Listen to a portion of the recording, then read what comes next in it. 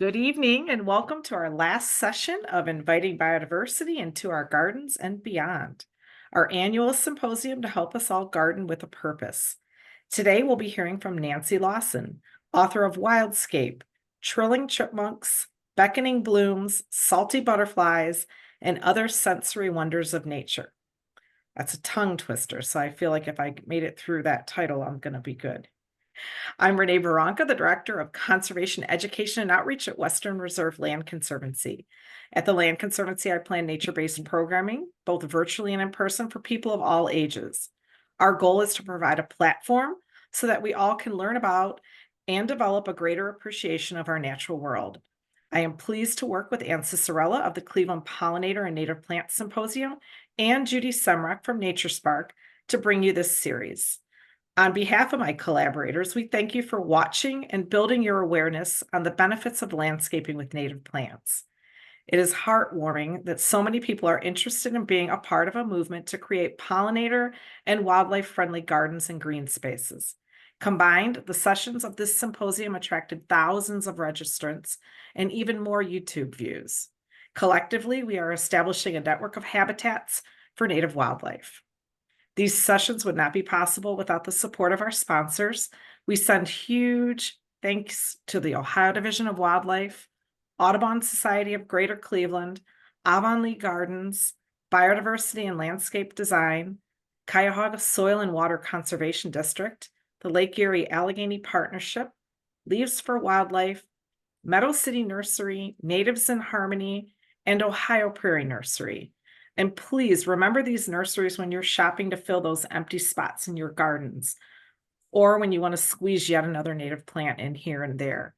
I know how you all are. There's always room for one more.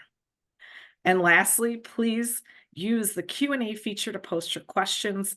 It's very hard for me to manage questions in the chat, so I appreciate you using the Q&A feature, and we will certainly pause for questions following tonight's presentation. Now, on to our show. It's my pleasure to introduce Nancy Lawson. Nancy will present her program, A World of Discovery, How Science and Heart Can Make You a More Ecological Gardener. Welcome, Nancy. Thank you. Thank you so much, Renee. You bet. Welcome. Let me just share my screen here. Sounds great.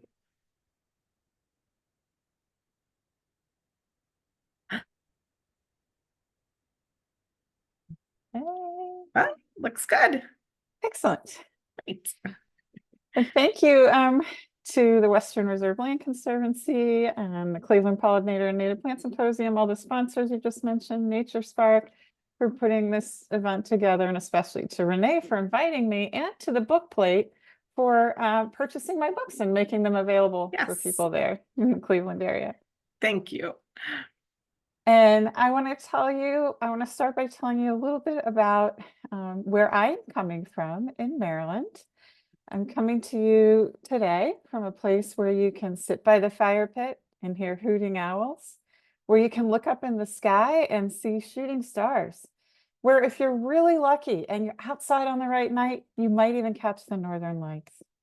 I'm coming from a place where green plant hoppers are hot pink, where bunnies leap through the flowers and writing spiders light up your path. I come from a place where I can measure my spring mornings by the calls of the wood frogs and my summer afternoons by the clucks of the green frogs. I come from a place that brings my childhood storybooks to life, where the world is filled with color and sound and motion and these sensory experiences that are not of my own making. They're nature's creations, but they've become a part of me now, and they're my home. My home on paper and on Zillow is really no better and no worse than any other place around me. There's a one-story house with 3 bedrooms, a driveway for cars, and 2 rumbling highways nearby. But there is no lawn anymore. There's instead a mini woodland that wants to be a rainforest, an expanding meadow that used to be a wetland, a once lonely maple tree who finally has company, And we used to say we lived out in the country, but there's no out in the country anymore in my community in Maryland because it's mostly mowed down, except for a few places like mine, which isn't really my place at all. It's a country for countless other beings. It's many countries. It's so many microhabitats that add up to nations, that add up to a whole world of yet undescribed organisms and relationships and infinite connections that are just rippling out across the canopy and beneath the ground and in all the hiding places of shrubs and fallen logs and leaves. And you might call my place wild, for lack of a better word. I do too. It's a wildscape. But what is it to the animals and to the plants who have made their homes in our communities for generations? They don't see themselves as wild. Wild is a human construct. It refers to really anything we haven't somehow tamed or reduced in spirit or behavior or home range. So let's call this place a homeland. It's a place that's no longer quite a garden because the word garden implies intensive cultivation and lots of planning and little room for surprises. It's no longer just a landscape either because that term puts a heavy emphasis on really only one of our senses, our sense of sight. So we landscape to create visual appeal, but we wildscape for all of the senses. Because when we change our surroundings to satisfy only that one sense, the visual sense, we're often depriving not only ourselves, but also our wild neighbors. We're polluting more than the air and the watersheds. We're polluting the sensory environment too. In the name of the sterilized monoculture lawns and overly manicured gardens, we pollute the soundscape with oversized riding mowers and ear-splitting leaf blowers and chainsaws made for taking down forests. What happens when our noise overpowers the songs of the birds? In the name of conventional landscaping practices, we often pollute the scentscape with chemicals that interfere with odor plumes that plants use to draw pollinators. And then what happens when a bee can no longer detect the fragrances of the flowers she needs? When we have mostly lawn and that kind of cookie cutter landscaping, we pollute the tastscape with monocultures of grass and plants that offer less food for wildlife. We hang feeders filled with seed from somewhere else. How does that affect seed dispersal and pollination of plants that rely on animals to help them spread? How does it affect the animals themselves if they're not really getting a well-rounded diet? And our obsession with manicured yards smothers the touchscape with mulch and landscape fabric and this constant removal of trees and their stumps and their fallen leaves and all the things that make a yard a home for our fellow inhabitants of this earth. What happens when the squirrels and the chipmunks can no longer find the leaves to line their nests and insulate their burrows? Or when the birds can no longer forage for insects because that ground layer has been taken away? Even when we create these more natural landscapes, we're often still immersed in this traditional way of thinking about things in black and white terms. We want these kind of exact recipes for how to go about things, and we have a strong vision in our minds for how it should ultimately look. We sometimes put this outsized focus on which native plants are acceptable to keep around in gardens, for example, and which ones are not. And we decide which insects and mammals are welcome and which ones we should banish. We extol the virtues of creatures like opossums because we learn that when they groom themselves, they end up killing lots of ticks, and then that becomes our primary defense of them. It's as if we finally decide as a culture that this animal has a reason for being. But what else do opossums do? And how do they live? And how do they see the world? And in what other ways do they help shape the land and the many different floral and faunal communities they live among? What do we miss out on when we base our opinions of these incredible ancient creatures on only a single factoid? Nature doesn't work in simplistic terms or follow any set recipe.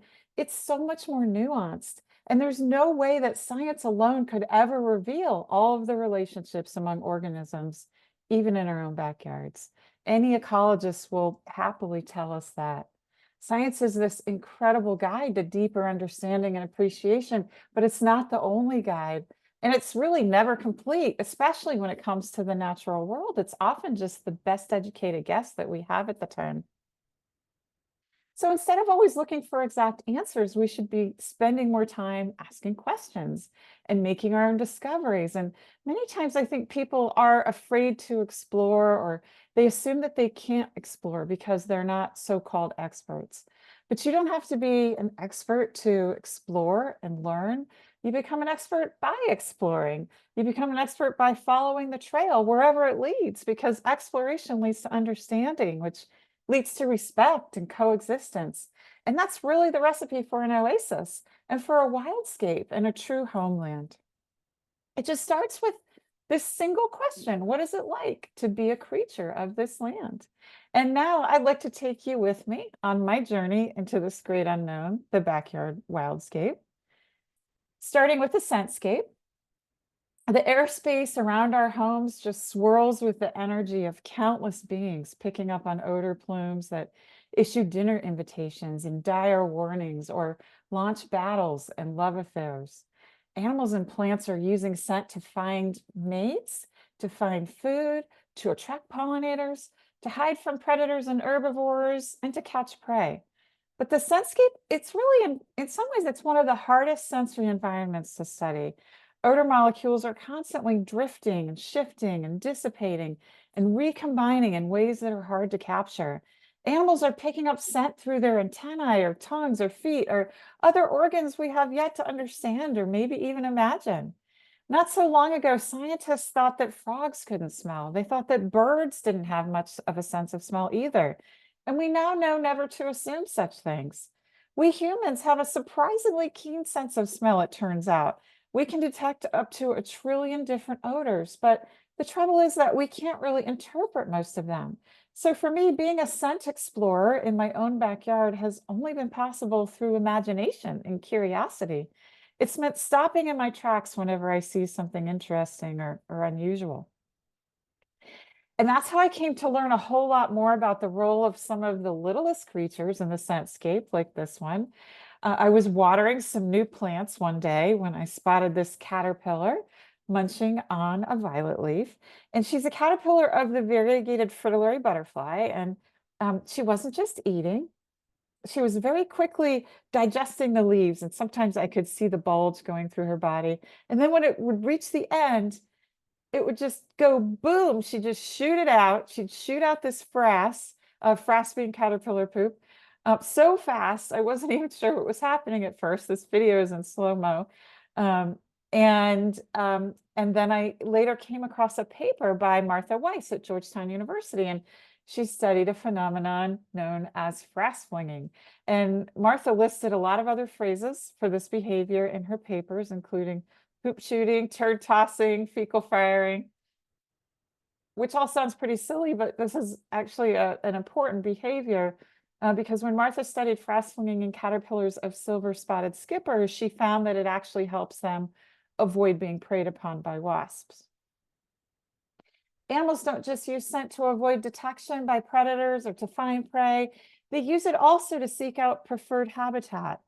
For example, bumblebees often nest in abandoned mouse nests and other rodent burrows, and they're likely finding those spots by smelling the mouse urine, by smelling the scents of the natural materials that the mouse mom uses as insulation. Bumblebees are also finding flowers from a distance through scent. So when I was watching this American bumblebee, which is a threatened species in Maryland where I live, I kept wondering, well, how are they finding our habitat when there are farms around us that spray hundreds of acres? And when there are neighbors up and down the street who are mowing down whatever flowers there once were here? How are there any olfactory cues left to lead the bees to our oasis? And these are important questions because it turns out that localized odor pollution is probably contributing a lot to the challenges that bees face now. Researchers are showing that bumblebees gravitate away from the scent of things like fertilizer products. It's been found that honeybees can't find flowers when there's diesel exhaust blowing around.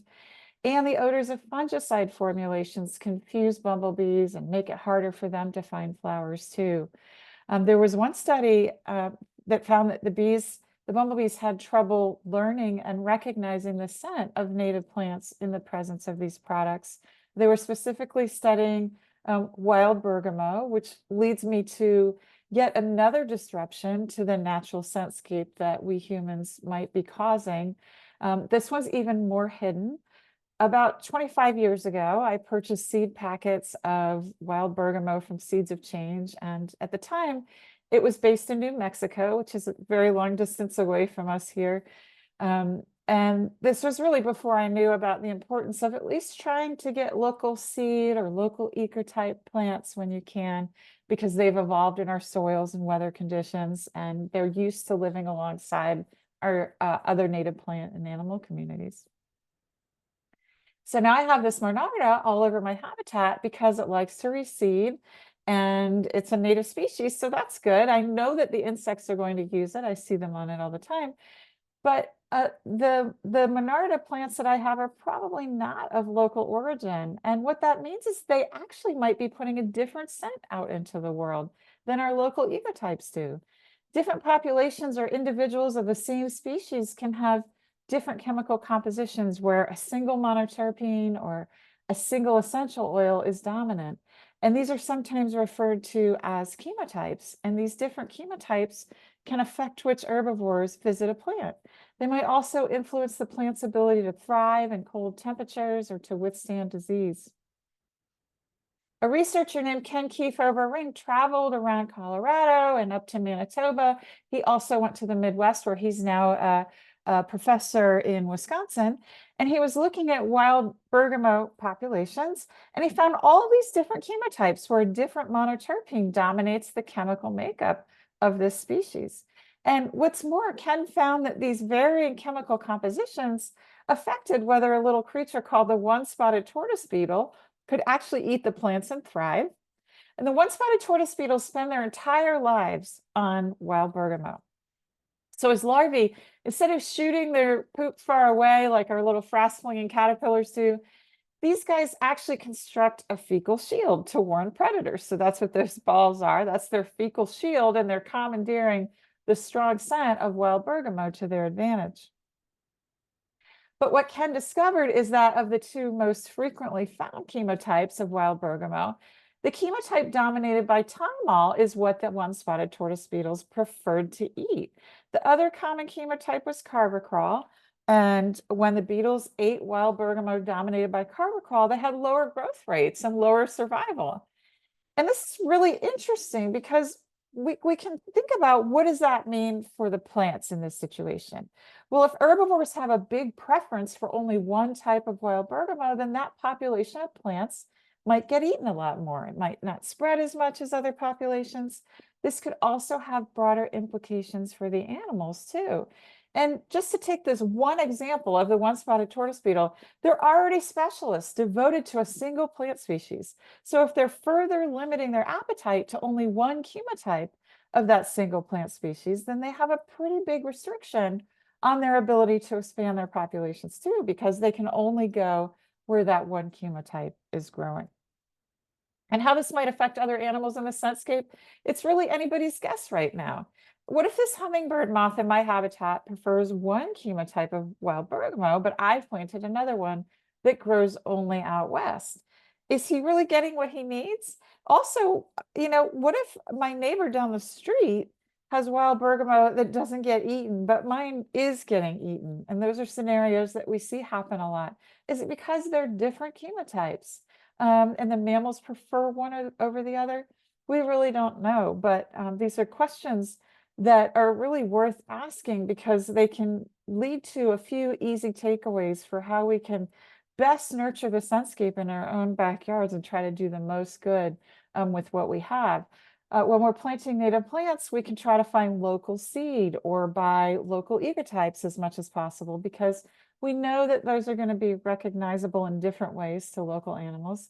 We can include large flowered blooms like rudbeckias, helianthus in our habitats, cone flowers, to give bees these strong visual cues, because that can help cut through the noise.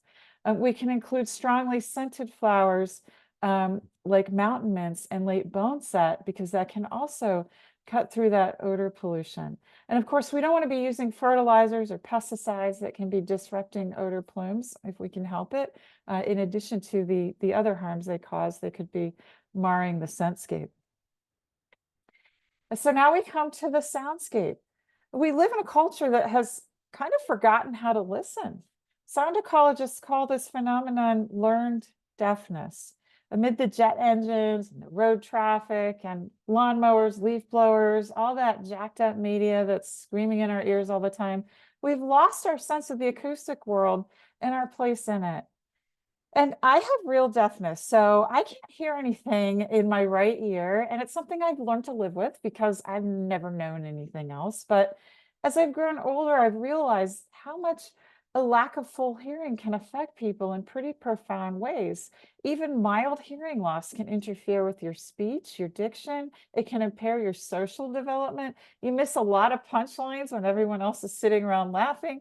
And so that's why partial deafness can be fatiguing, because it takes away from other cognitive functions.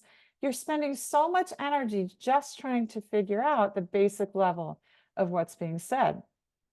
And so a few years ago, I decided that if I couldn't actually hear better, maybe I could figure out a way to listen better, because I wanted to hear the world the way that the animals do, and I wanted to feel it the way that the plants do.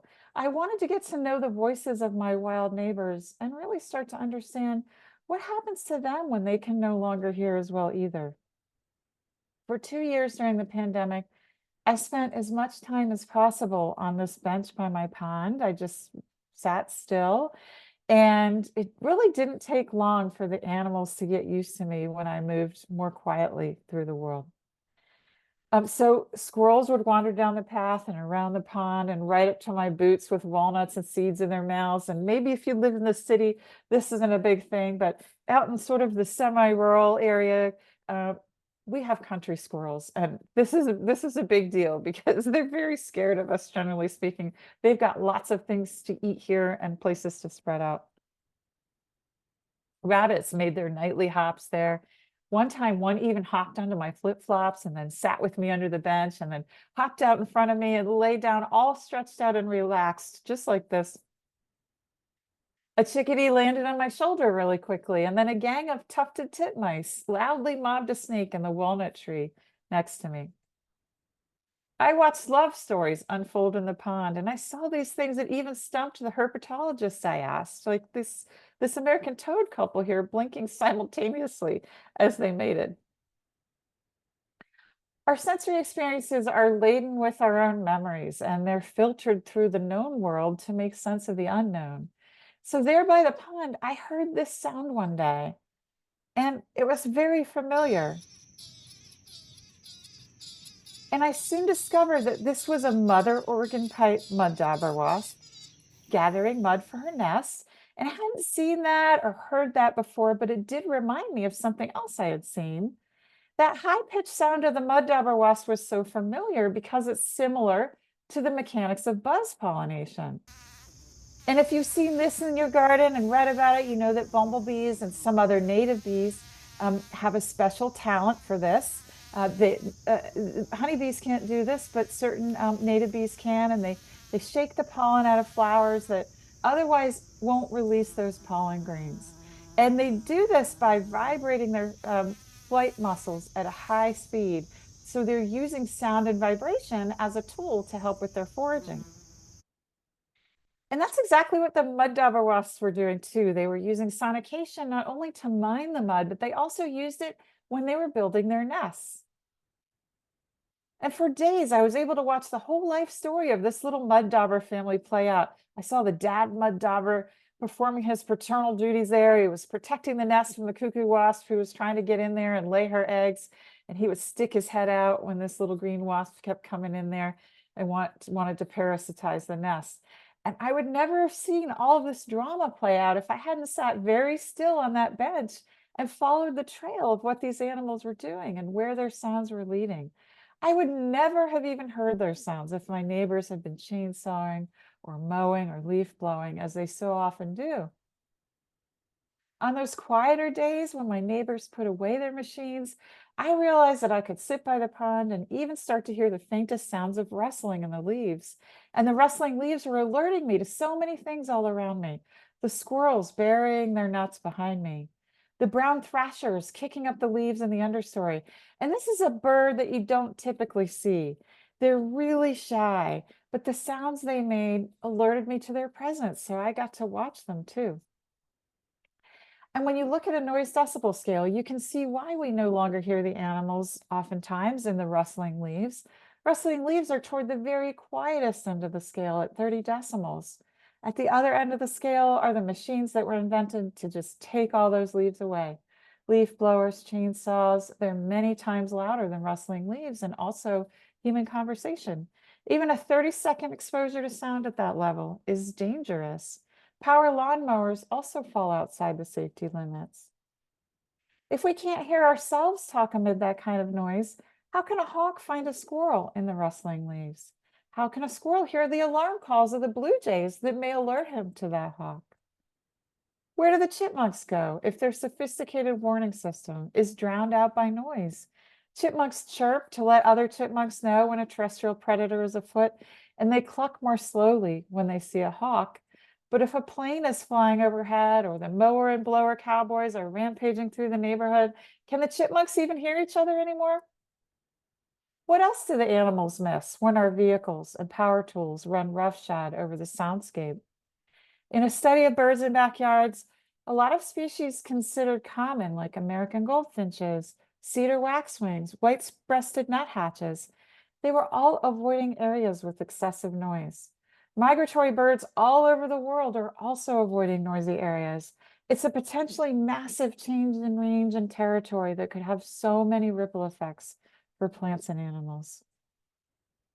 And then there are the many, many animals who can't leave because they're nesting or they have very limited home ranges and they just need to stay and try to cope with all the racket.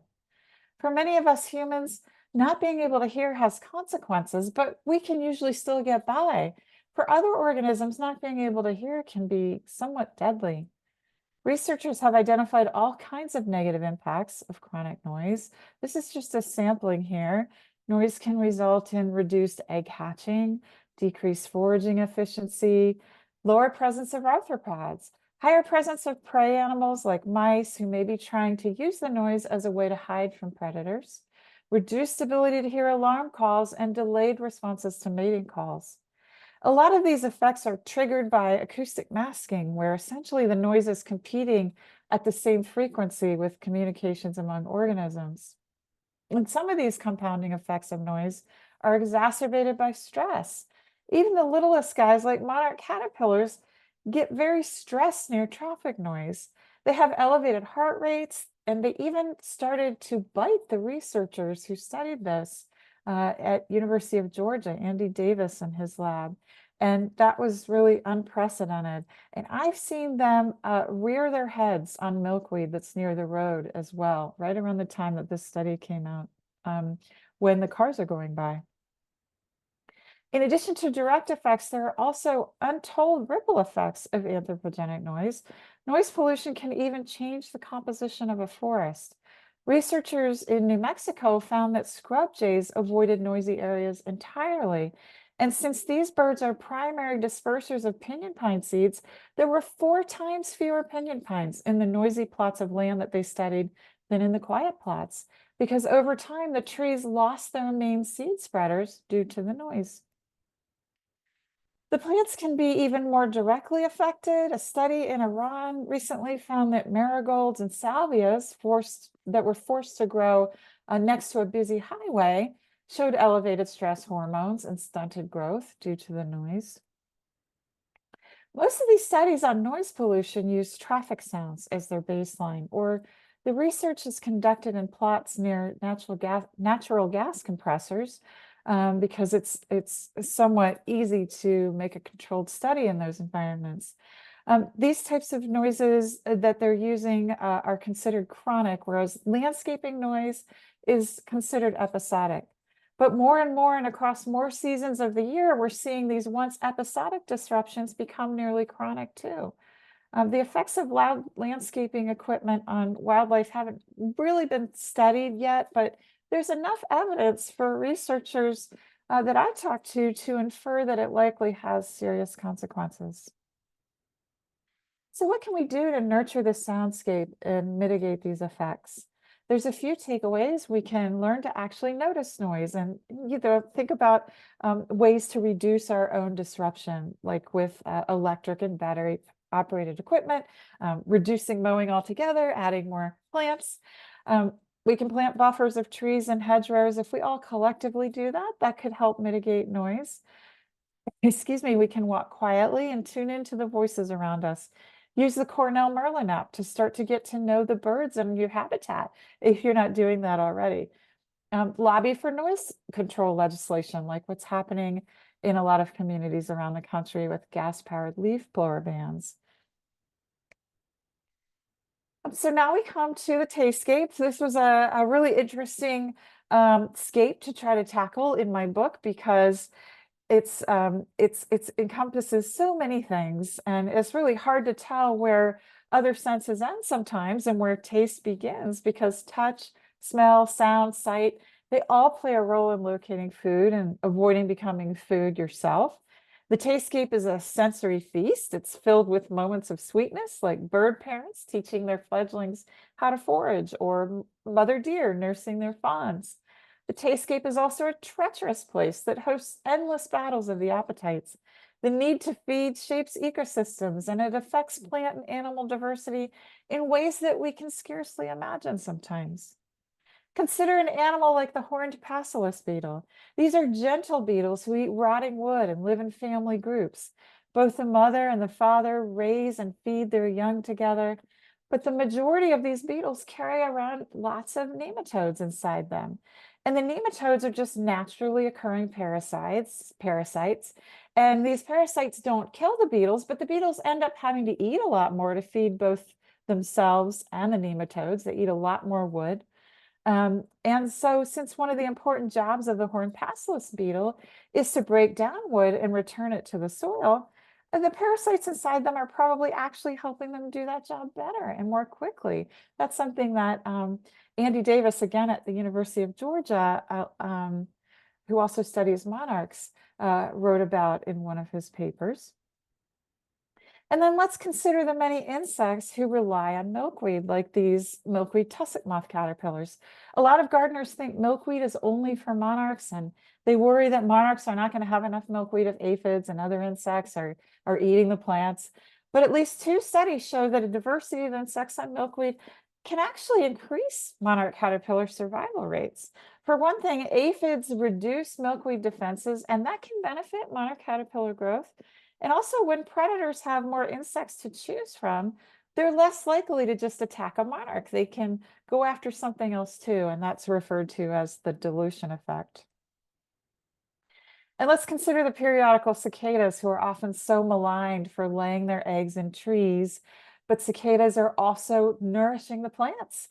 They aerate the soil with all their burrowing, and their exoskeletons and bodies decompose back into the same earth they crawled out of, and they're eventually recycled into soil nutrients. And we had a ton of cicadas a couple of summers ago, and I had a lot of new native trees and shrubs, and sure enough, I didn't lose any of them.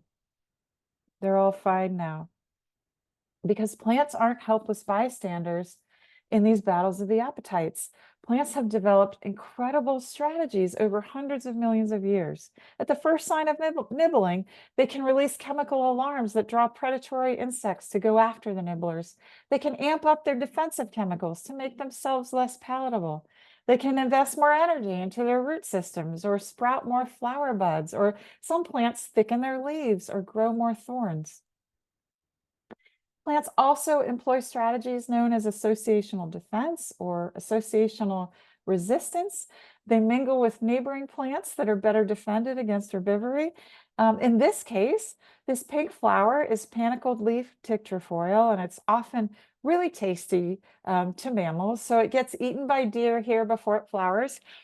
And so I thought I had lost it a few years ago, but last summer, it turns out that it had spread its seeds, and they came up everywhere in the protection of are patches of mountain mint and blue mistflower in our habitat.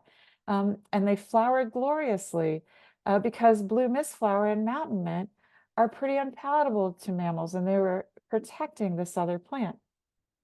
And when I was researching my book, one of the most amazing examples I found of this kind of relationship was a tactile one.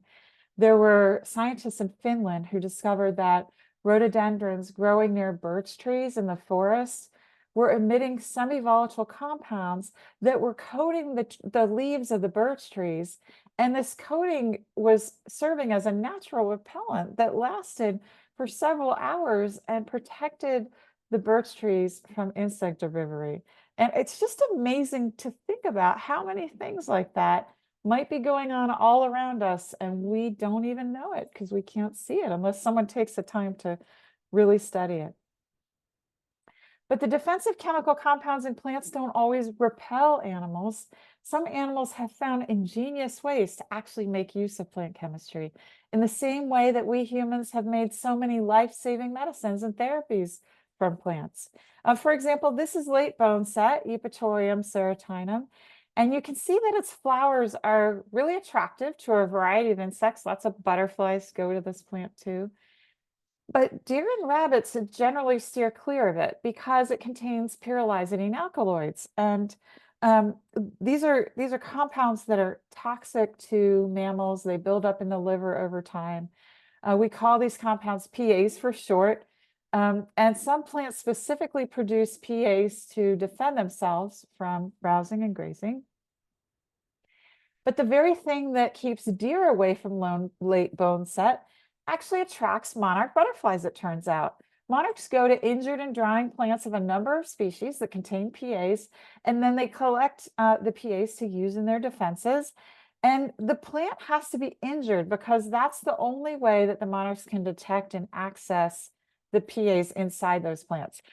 Excuse me. There's some sort of scent that gets released when these cell walls start to break down, and that then attracts the butterflies, and weather conditions have to be right and such. When I first saw this behavior, I combed the literature and I could hardly find anything about monarchs and pyrrolizidine alkaloids in North America. There was one report, an incidental report in Missouri in 2009. Someone had seen dozens of monarchs on the roots of a pond plant that he'd pulled out. And another report in Florida in the 1970s in a scientific study that was on this phenomenon, but mostly among other butterflies. And so eventually I collaborated with a German chemical ecologist, and he's someone who's been studying this phenomenon among butterflies and moths in the tropics for decades. His name is Michael Beaupre. And we started a community science project called Monarch RX to try to identify which plants the monarchs are going to and in what context are they doing this. As usual, we have a lot more questions than answers right now, but for me, this whole experience really underscored the critical importance of natural habitat because I almost cut down all of those withering bonesets. They were right in the middle of my garden. It was in the middle of summer when everything else was so vibrant and colorful. It was getting in the way of my pictures, but I'm so glad I left them and was a little bit lazy about it because otherwise I never would have learned about this. I never would have known that dried up plants could be such an important part of the tastscape for butterflies.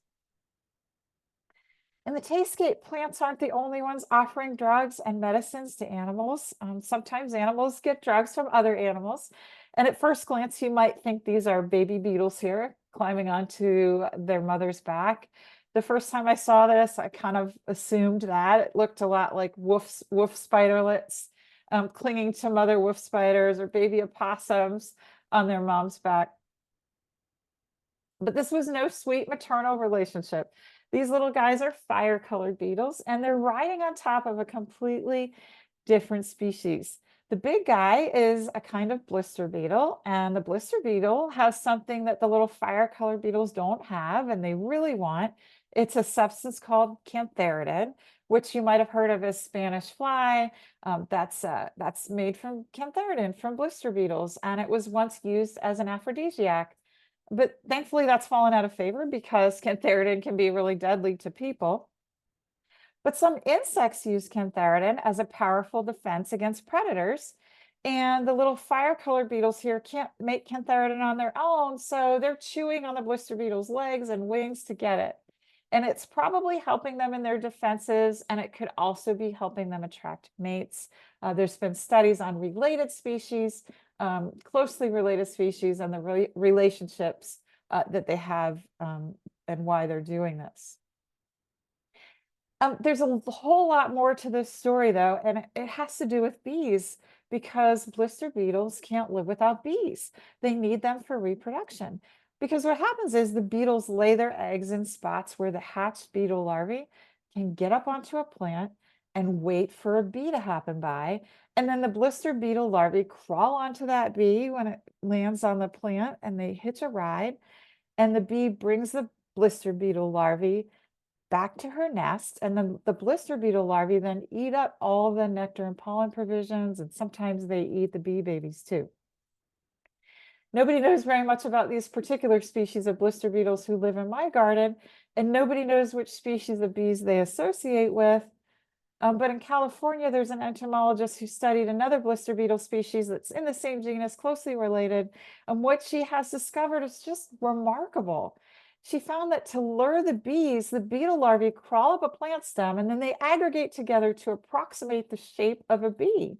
And then the larvae then collectively release a scent that is similar to the pheromones of a female bee.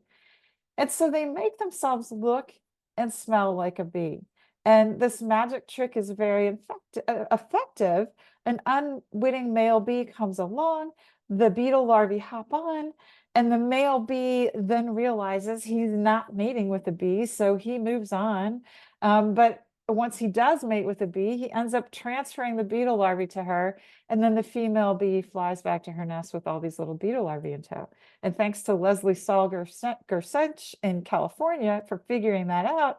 And it's it's too bad for the bees, but that's life in the wild, right? And it's all completely natural, and it could have so many interesting implications we haven't even thought of. But there's still so little that we know about these beetles because very few people study them. And yet, if you look closely enough at just the right time of year, you might find these fascinating animals scurrying all over the tastes in your own garden. Here we see them every year around April 17th, 18th, 19th, because they have to time their emergence with the emergence of the bees. The tastscape is full of surprises and it just leads to more and more questions at every turn. But there's a few things we can do to help nurture it. We can consider how the need to feed can enhance diversity, and we can avoid being overly reactive when someone is eating our plants, no matter who it is. We can mix well-defended plants with more vulnerable species to help protect them. And we can leave up dead stalks whenever possible because you never know who's going to use a dead stalk, even a monarch butterfly. So now we come to the touchscape. In landscaping, we often tout the importance of creating a sense of place to make humans feel at home. But our wild friends already know exactly where they are. Who has a better sense of place than the animals and the plants whose whole bodies touch the earth, who lie down with the rocks and rise up with the stems and the bark? Who knows all the best places to lay eggs and the locations of every yummy mayapple and wild strawberry and slug and snail better than the box turtle who travels the same few acres for decades? Who understands the contours of the fallen leaves and the twigs more than the slug who glides along them each night and forges her own slippery chemical trail to smooth over the rough spots of her journey? Who among us has scoped out the best way to climb a tree sideways and without legs, wrapping our underbellies around every angle while muscling silently forward the way a snake does? And who is more grounded in their surroundings and more rooted in their reality than the trees who hold out their arms to the winds and cradle the tree frogs and absorb every storm at their feet?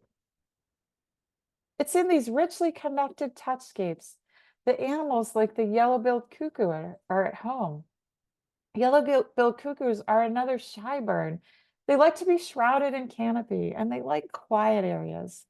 And you can hear their distinctive hooting calls from the forest, but you'll rarely ever get to see a cuckoo bird, at least not where I live here in Maryland. But one day I did meet a cuckoo. He was perched in the walnut tree above the pond, and it was just before a much needed rainstorm. It was very parched here that summer. And right after I saw him, I did some reading and I learned that down in the South, a lot of people call this bird the rain crow because they hear them start calling right as the thunder is coming in. The cuckoos need the tactile companionship of the wild, and they need the intact habitat of fall webworms and tent caterpillars. And these moth larvae also need to be surrounded by the natural fabric of their temporary homes. Cuckoos intentionally search for mass insect outbreaks like this. They have this unique ability to eat lots of really spiny and hairy caterpillars. So when they find something like this, they might choose to nest nearby because they know they'll have plenty of food for their young, which might explain why we didn't used to see them. We didn't have yellow-billed cuckoos when we moved to our home in 2000. Our place was mostly empty. It was, this giant lawn with some Bradford pears and a forsythia and a couple of pines. We didn't have many birds at all because there was really very little touchscape here. Excuse me. And increasingly, other places are losing their touchscapes too. Our culture inflicts this kind of social distancing on other organisms to the point where allowing plants to grow near each other and animals to touch them has become a radical act. And unfortunately, people see this sort of thing and they normalize it and they start to copy it in their home landscapes. In our habitat, everyone takes up whatever space they want to. The roots intertwine and connect through fungi in the soil. Above the ground, branches of neighboring trees interlock and hold each other up. Grasses support tall wildflowers and help them stay strong against the winds. Tall wildflowers risk standing out in the crowd, and then the shy wallflowers blend in and hold their ground beneath. Animals need all that structure and all these natural materials in the touchscape for so many things. Wood frog mothers attach their egg masses to dried twigs that are leaning into ponds. Hummingbirds nab soft seeds of golden ragwort to line their nests, and other plants with that cottony seed head. Crab spiders and caterpillars parachute around from twig to twig on silken threads of their own making. Tiny mama bees excavate soil to create their nests among the plants. And this is critically important habitat for them because 70% of our native bees are ground nesters. But so many people just throw mulch over the whole thing and call it a day. And that ends up destroying a lot of these little nests. I've seen that happen, unfortunately, even in native plantings in my county. I've seen some kind of tragic mulching errors. We were hosting a native bee workshop at a local facility, and we went outside to check out the rain garden planting that was outside the building, but it had just been freshly mulched. And it was so sad because there were all these mother cellophane bees out there, just like this one. They were frantically trying to find the nests that they had been making, but it was pointless because their nests had been covered up and smothered with mulch. That kind of thing is pretty ubiquitous because our society is kind of obsessed with perceived orderliness, and then that can ruin the touchscape. We're more at ease when we can put plants in mulched rows and think of living beings as only being in certain places like honeybee boxes where we can exert control over them and transport them all over the place. When resourceful animals like a little wild bee like this one make their own shelter, we often take umbrage or we just don't even notice them at all. But when you start to respect the touchscape and you leave all the plant matter and the structure and the natural habitat, the animals start to show you just how beautiful it is. A dead seed head that might have seemed ugly to you in the past can become breathtaking when you realize who's really using that seed head. In this case, it's a mother leafcutter bee and a horseweed seed head. And this happened in the habitat of my friend Laura Zuro in Florida. She's a bee photographer. And Laura watched the bee hovering around, trying to figure out how to navigate through a spider web. And then inside that spider web, which was just enmeshed with the seed head, that little mama bee brought the petals of partridge pea flowers to line her nests where she could lay her eggs. And that is just amazing. These kinds of amazing interactions happen all the time. even in small suburban gardens like Laura's, when we respect and nurture the touchscape. We tend to rule out things that are prickly in our landscape. So this is a plant called horse nettle. It's native to Eastern US, and it gets a bad rap because its stems and its leaves are thorny. Its fruit is toxic to us humans. It gets in the way of agricultural crops. People used to even call it the devil's potato. But animals seem to have no such problems with horse nettle. Birds and mammals and insects, they all feed on this plant. And the flowers are actually a magnet for bumblebees here. So I can hear them buzz pollinating horse nettle in the early morning in midsummer every time I walk outside in the high season. And researchers at Blandy Experimental Farm, which is down in the part of the State Arboretum of Virginia, they found that bumblebees gather huge amounts of horse nettle pollen, more than any other plant. So it seems to be really important to them. So this is just one example among many of kind of these malign plants in our country that are actually really helpful to wildlife. Thorny brambles like raspberries and blackberries are also important habitat for bees and birds and mammals. But these plants are often malign. They're usually free. They just volunteer everywhere. But people often dismiss them as overgrowth or wasteland plants, and they don't like them again because they're prickly. But when we remove these thicketers, we're actually also taking away the natural caging that they can provide. This is a redbud that sprouted among the black raspberries in our habitat, and it's the only redbud that has grown tall without the need for metal caging here. And it was able to do that because it's surrounded by thorny plant friends. This is just another associational defense strategy of plants. They use the structure of other species to protect themselves. And you can see this sort of touchscape relationship in all kinds of ecosystems. I love seeing the baby saguaro cacti in the Southwest. They grow within this dense cover of triangle leaf bursage plant. And you would think that no one would want to eat a saguaro, but sometimes bighorn sheep and mule deer and jackrabbits, they like to go and munch on them because they have water. And so it's a good thing when they're thirsty. But the animals are less likely to do that when the triangle leaf bursage plant is surrounding these little baby saguaros because the triangle leaf bursage plant is sticky and resinous. It's not very palatable. And so in this case, it's a thorny plant that's being protected and the sticky shrub is the protector, but it's the same kind of concept that when you start to look, you can see it in a lot of places. One of my favorite touchscape ambassadors is the chipmunk. Chipmunks are creatures of the forest in every way. So I really like to think about how they're really touching and living in every part of the tree, from the roots to the tips. Their burrows are made from spots where trees have died, and their decaying roots have left these hollow spaces, and then that's a great spot for the chipmunk. And then chipmunks, sometimes when they're climbing slippery trees like birches with slippery bark, they don't move so well, might fall out of the tree, but the ground layer, all these leaves below help cushion their falls. These leaves are so important for so many reasons. They shelter frogs, they give overwintering spots to bumblebees and caterpillars, but they also soften the touchscape in this way. They're almost like a little chipmunk pillow. And in fact, as I mentioned earlier, chipmunks even take lots of leaves into their burrows to stay warm in the wintertime. And even tree stumps and other dead wood are an integral part of a chipmunk's lifestyle. So they use the privacy of hollow logs for mating, and they forage in stumps and tree trunks for beetle larvae. For all that trees give to chipmunks, you might say, okay, well, what do chipmunks give back to trees?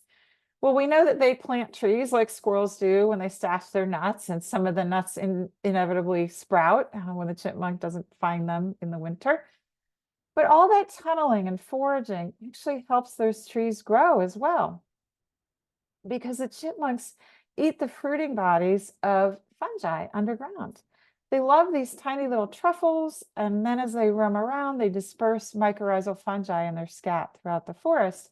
And there's a researcher named Ryan Stevens in New Hampshire who studied this. And that's important because the trees rely on those fungi to bring them water and nutrients. So the chipmunks' foraging habits actually end up nurturing tree growth. Other small mammals are even doing this in meadows. Voles and mice are also good spreaders of mycorrhizal fungi. Ryan Stevens also did some research on that. Um, and people have all kinds of reasons to list for not liking these little guys. In the case of voles, gardeners get especially upset that voles like to eat plants. But isn't it just amazing that voles are also helping plants grow through all their tunneling and their burrowing? The touchscape is a really special place and it's so easy to nurture. You know, we can stop or reduce mulching. We can let plants touch each other, let them grow densely and mingle. We can leave the dead wood and the fallen leaves to help animals and to enrich the soil. And we can encourage thorny or sticky plants that offer structural protection to more vulnerable species. Learn to appreciate misunderstood mammals who actually nourish the forest and contribute to the touchscape in these really countless but often hidden ways that we don't see. And lastly, we come to the sitescape. Our eyes have a way of deceiving us more than any other sense, I think. There's so many ways of seeing and there's so many ways of being, but our own eyes tell us only a small fraction of the story unless we choose to imagine more. If we let others tell us what's beautiful, we can quickly lose our faith in our senses and fall into a pattern of reducing the world to straight lines and artificial palettes and have these kind of narrow and predictable expectations. But what if we shift our perspectives just a little bit? What if we imagine we're looking through the eyes of a Carolina wren? What do we see then? We see home. We see all the materials we'll ever need to raise our young, the mosses, the fallen leaves, the pine needles, little bits of dried grass. But a wren's treasure is often treated like trash. Every piece of material in this nest has been the subject of one citation or another by overzealous homeowners associations and weed control agencies across the country. For the sake of a fake aesthetic, it's become customary to tell the wren, no, you can't have that moss that gathers on the molehills and spreads along the stones and keeps your nest so cozy and hidden from predators. We tell the wren, you can't have that tree snag where you find so many insects to help you feed your family. When we're trapped in that manicured mindset, we ban the fireflies too, because we take away pretty much everything that they need to really thrive. The mosses and the dead wood where they can lay their eggs, the fallen leaves where they spend most of their lives as larvae, tall grasses where they can perch and sparkle, and moisture, which they need at every life stage. And then we add artificial light, which is everything they don't need. Fireflies need us to give them the night sky back. One night I sat outside to listen to the frogs and the toads, and these two fireflies started a conversation on my knee in a language all their own, like a Morse code and lights. And it was because it was so dark. And we have sea oats and all of these other things that are great habitat for them. Windows are another site-related hazard. Between 159 million and 378 million birds die from window strikes at home residences each year. And it's not just due to the reflections or the transparency of the glass, but it also has to do with how birds see. They have a wider range of vision than we do, but for songbirds, their vision is a little bit more focused looking sideways. It's not as sharp front facing. And they're used to having the open sky and the open air to fly through. So they're not prepared for impenetrable hazards like our buildings and windows. When I was thinking about how birds see the world as I was writing my book, I also had some interesting up close experiences with hummingbirds flying all around my head for several days. And I wasn't wearing one of those caps with all the feeders attached to it. So it was really a mystery, but it finally dawned on me what was happening because during the first summer of the pandemic, my glasses broke and I had to tape them together with red duct tape. And so you would think I would have realized sooner what was going on, but I didn't. And that experience was pretty silly, but it really made me wonder, why are hummingbirds so attracted to red? Because I started to think about all the flowers that hummingbirds go to that aren't even close to being red, like penstemon and Carolina jessamine. And it turns out that preferences for red are really not innate. Hummingbirds don't have any special biological affinity for it. They can learn to really quickly associate any color, including a whole slew of UV colors, with nectar, with those sweet rewards that they're looking for. And the reason that they go to red so much is probably just that we humans have taught them to love red because of the red bird feeders that we hang all over the place. But even though hummingbirds are indiscriminate in their color choices as a natural thing, a lot of red plants themselves are pickier, and specifically, they want to attract hummingbirds because the birds have this great ability to move around among lots of plants and transfer pollen quickly. And hummingbirds can see red just fine, but bees don't have that red sensing photoreceptor. So according to something known as the bee avoidance hypothesis, red plants evolved to basically hide from bees and save their nectar for the animals who could see them and cross-pollinate them best. About 7,000 plant species from Alaska to Patagonia evolved to need hummingbirds for pollination. And so then that begged the question for me, well, what happens to plants when people hang feeders for hummingbirds? In Costa Rica and in Mexico, researchers showed that when there were feeders around, the hummingbirds' visits to flowers actually declined, and sometimes plants even set seed at a lower rate. And so it's another somewhat hidden way that human action can inadvertently disrupt the sensory environment. When I was exploring the ways that color affects the sitescape, I came across this beautiful example, this parasitoid wasp in the Trogus genus. She has no common name, so I called her the eclipse wasp because I met her on the day of not this past solar eclipse, but a few years before. And she looks like twilight and sunlight at the same time. And that's a color combination, of course, that's used to warn predators that you're full of chemicals or you're going to sting. But this wasp is a parasitoid wasp who lays eggs in caterpillars of butterflies. So she doesn't need a painful stinger to attack prey and carry them away. She just puts her young in the prey. So she's probably not actually dangerous to any of her predators. She's basically all talk and no toxin. She might be visually mimicking this other wasp called the rusty spider wasp, who we also have in our habitat. And the rusty spider wasp actually does have a painful stinger. She's not likely to use it on people at all, but she does use her stinger to catch spiders for her nest. She probably uses it to defend herself against predators. Those wasps kind of stand out in the crowd, but what if you're a caterpillar who needs to blend in? You could really do no better than to literally become a wallflower. And if you ever see petals missing from your flowers, just look closely. You might be seeing the handiwork of one of these little masqueraders here, the emerald moth caterpillar. They blend in so well that it seems like even the bees don't notice them. This caterpillar here was all dressed up in echinacea petals when a sweat bee came along and kept stepping on her. And later in this clip, the caterpillar was rearing her head like, why are you doing this? Get off me.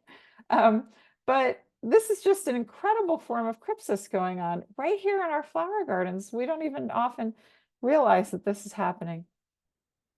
For animals and plants, blending in or standing out in the landscape is a matter of survival. And for humans, it's a choice. So instead of blending into the barrenscape next door, why not take a cue from our wilder neighbors? Why not be more like the tree frog who can change colors based on his environment? If we humans try blending into nature too, just imagine how much more livable our communities would be. And thankfully, so many people are trying that.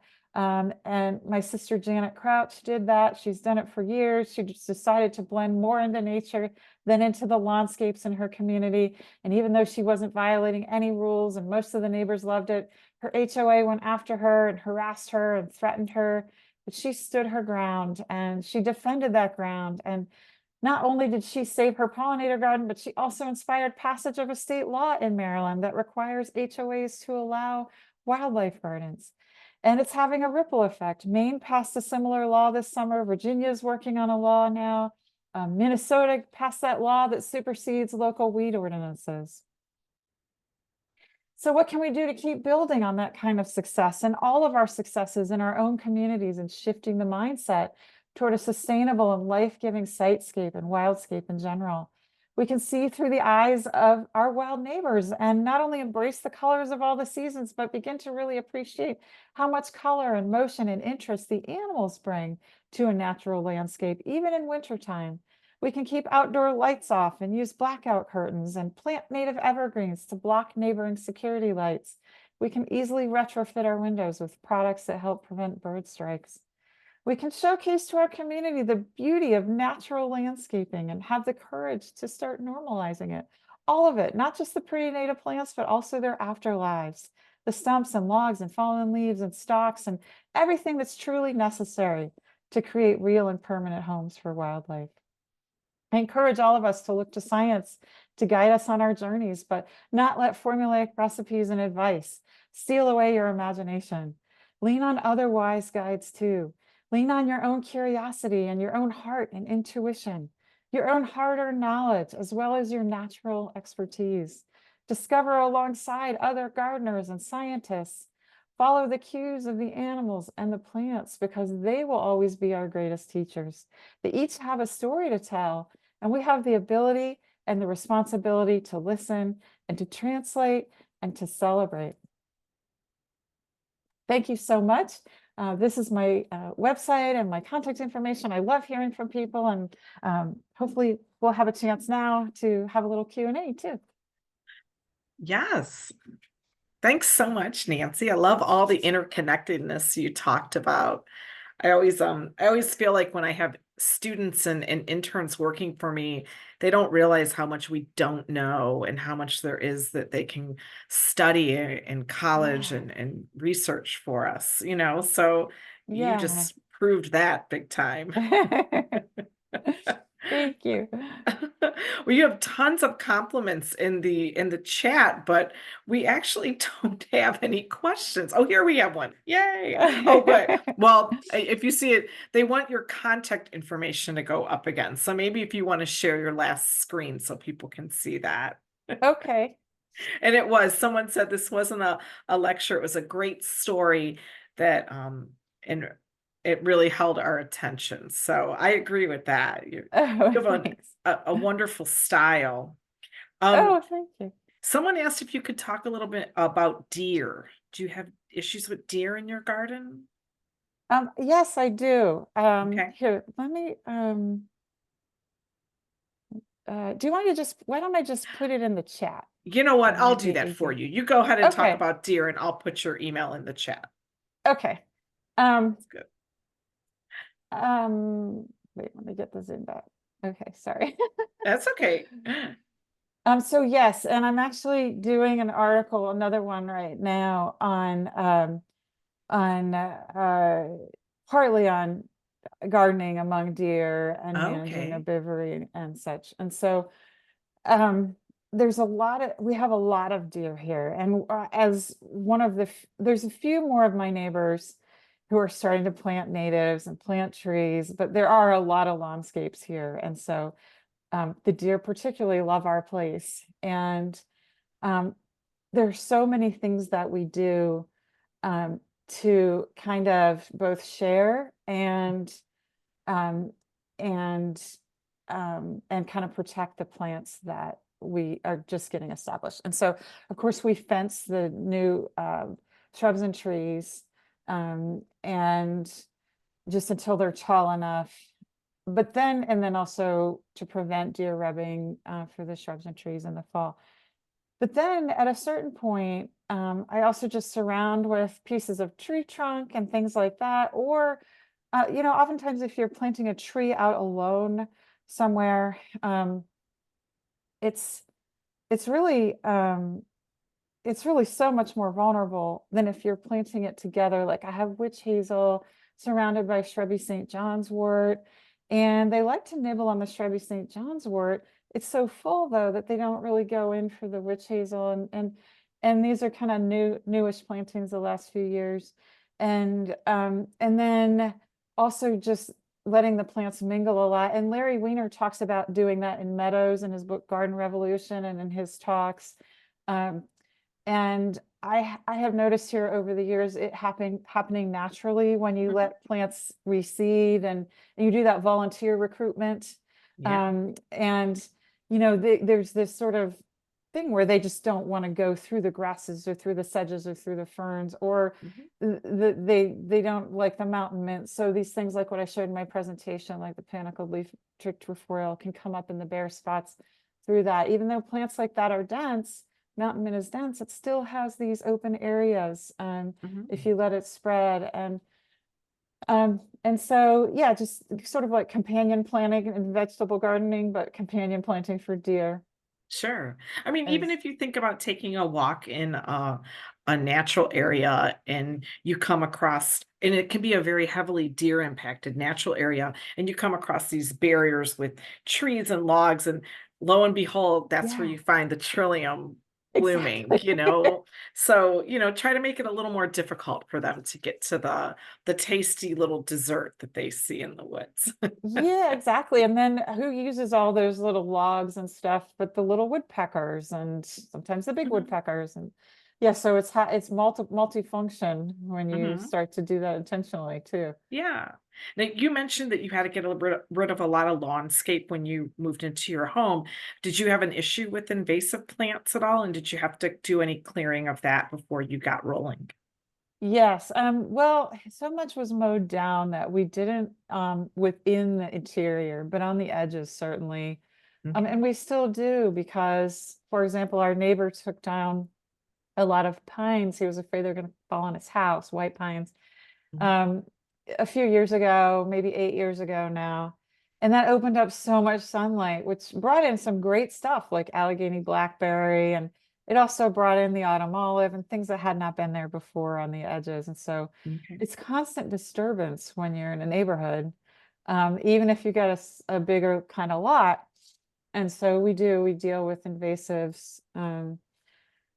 But I intentionally will plant good competitors and figure out, well, once I take something out, cut it down or smother it, what I'm going to put in that's going to be not let that other plant come back. And Sure. so, yeah, I Mhm. mean, we had a huge mugwort patch, and so I worked Uh, on that during the pandemic.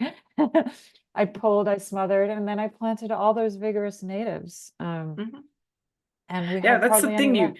you have to really be thoughtful on if you're going to take it out, you have to be right there ready to get something in place that's native and, nurture it to take Right. that space over. Right, don't leave a vacuum.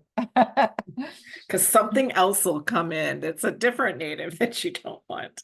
Right. Do you do you have, anything to say about straight species versus cultivars? Yeah, well, so I try to get straight species, but I do have cultivars too, because they are more available. And, sometimes my friend will give me something, friends will, that they have. Mhm. Um, and or what I planted before we even had any native plants nurseries around here at all, much less ones that had straight species.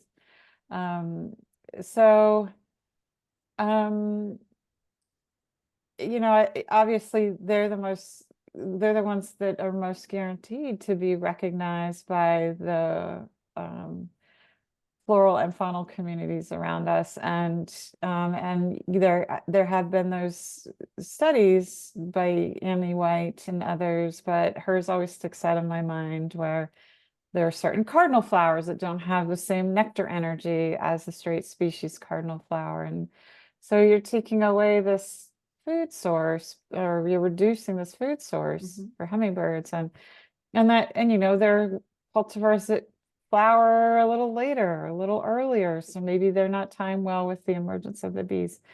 Um, and so I know that Mount Cuba has done those studies on, what is best, what is most resilient in a garden from a plant point of view, from a gardener point of view, which makes a lot of sense. And they've done, I think, pollinator studies about pollinator visits.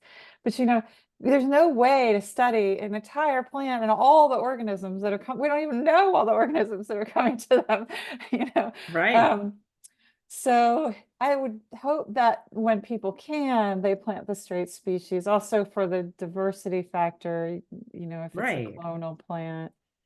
You Well, don't want to when be. this question comes up during these webinars, I always remember that we did have a presenter from Mount Cuba, and they said that, you need to embrace the plants that you love that might not be straight species or natives. So they always said a 70-30 mix. If you love peonies and you want to put peonies in your garden, like to embrace the plants that you love, but to try to lean towards the straight native species as much as you can. So, Yeah, and I'm in a position where because we do still have invasives, it's always going to be a work in progress. I do have some natives that aren't quite native to here. Like I have the bottle brush buckeye, which is an Ohio native. It's not mhm. quite native here. My friend gave it to me. I have red buckeye, which is native a little further south. And I got it at a native plant sale here though, years ago. I'm not going to take it out because it's one of the first things that flowers for hummingbirds. And so, but I just try to do the best I can. And Yeah, so I don't know sure, what the perfect scenario is anymore, but I try to do the best I can with the knowledge that we have now. sure. Um, Talking about your lawn again, though, do you have a preferred method of eliminating lawn prior to planting natives? Um, yes, well, in my younger days, I would dig it out right away. Um, and I still do that a little bit, but it's just too much and sometimes too hot and too this and that for me. So I do love to just smother it with newspaper and whatever organic matter I have around, whether it's just soil that we had to have our deck redone. It was falling apart, so there were all these Mhm. soil piles, and I just made a new planting area that way. I did it when we made a little pond. I used the excavated soil. Yeah. Leaves, mulch temporarily, whatever you've got, just smothering an area. And for me, it's like a little harder than turf because a lot of it is sort of these old, I don't know, pasture grasses and stuff that's back there. Some of it's native, some Hmm, of it's not. So I work around those or I dig up the native and move them because we've got so many volunteers of, purple top grass and broom sedge and um, yeah. Indian grass now, all kinds of stuff. So Okay. I like yeah. the smothering seems like a good route to go. I did that with cardboard and got rid of a Yeah. lot of lawn that way too. Um, Yeah. when one is trying to establish a native garden, how best to mulch, if at all? Um, so yeah, I do that when I'm pulling, like I'll give you an example. But just temporarily because I don't want to leave the mulch because I want it to have nesting sites for ground nesting bees and stuff. But one big area where I had a lot of stilt grass and old turf on a slope, and we had been mowing, and then I realized there was all this eastern woodland sedge that just volunteered there, tons of it, violets. It was like under the stilt grass. It was like it had been mowed for years, or maybe it had just come in. Stilt grass can make opportunities once in a while. I found that to be the case a lot. We found nimblewill grass, which is native there too. And so I ended up pulling silk grass a little bit at a time, and I would mulch to prevent reseeding for a while until I could get other things in there where the silk grass had been. So I would leave all the natives, I mean, because they do the best when they just plant themselves. I Right. left them all and then gradually kept filling in the blanks. And where I couldn't fill in right away, I would put mulch down. I might also use it for paths and Mhm. stuff like that. So yeah. Okay. It's not the devil, but it's not like a great thing permanently. That's great. Do you happen to know what bee specializes on jewelweed? Oh, I don't, that's a good question. There might be bees that specialize. I know bumblebees love jewelweed. Okay. It's, sometimes one of the few things flowering at that point, sometimes here anyway, it's a sort of like in between late summer, early fall flowering, and you see a lot of jewelweed and there's lots of bumblebees and hummingbirds. But I don't know. I don't know. I don't know if Yeah. Jared Fowler has anything on that in his specialist bees list online Okay. um, that he did with Sam Droege at Cool. USGS. what that might be. I'll look that one up because I always follow up with these questions afterwards too. Um, Yeah. Last question is someone has a large common milkweed patch, 10 by 20, Okay. and they always have lots of milkweed bugs and beetles, and they love to watch them. And despite seeing eggs being laid, they see very few monarch caterpillars. Do you have any thoughts on this? Um, well, I wonder, I guess it's so contextual, like what else is around it. Mm-hmm. Um, who your visitors are. I mean, some birds will eat them.